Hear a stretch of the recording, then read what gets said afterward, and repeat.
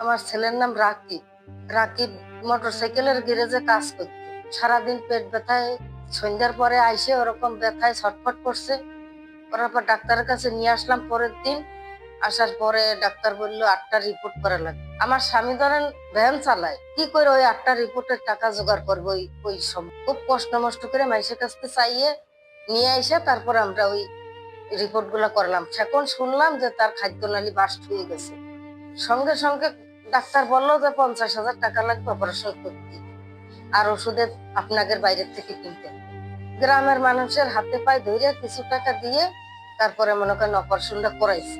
তারপর এখন পর্যন্ত এই যে ওষুধ মষুধ চলতেছে, খুব কষ্ট কাটছে।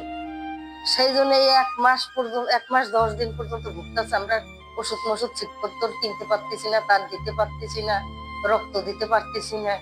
আমি রাকিবের আম্মু। এখন এর চিকিৎসা মেনই তার ওষুধ পাতি কিনা, খরচ খরচা, এগুলো তো আমরা চালাইতে পারছি না। ডাক্তার এইভাবে চিকিৎসা চালাইতে বলছে, ওষুধ পানি দিলে আল্লাহর রহমতে ঠিক হয়ে যায় এই বললো।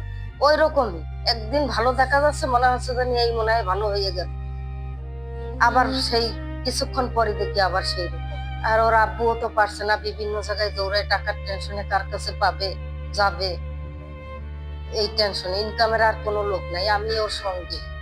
এই মুহূর্তে সবাই যদি আমার দিকে সাহায্যের হাতটা বাড়িয়ে দেয়, তাহলে আমার ছেলেটা বাঁচাতে পারবো আপনাদের দোয়ায়। আমাদের গ্রাম 9 নম্বর পোড়াহাটি ইউনিয়ন, 3 নম্বর ওয়ার্ড, বারৈখালী গ্রাম। আনোয়ার কাজী ওর আব্বুর নাম। ওই বারৈখালী স্কুল পাড়ায় গেলেই আমার ঠিকানা।